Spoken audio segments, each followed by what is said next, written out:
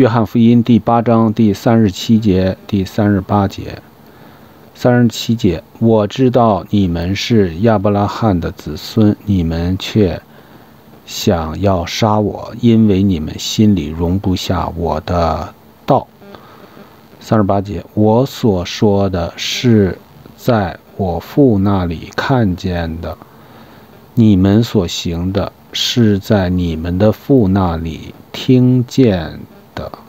阿们。John chapter 8, verse 37 to 38.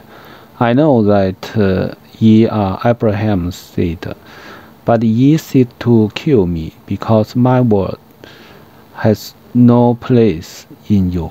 I speak that which I have seen with my father, and ye do that which ye have seen with your father. Amen.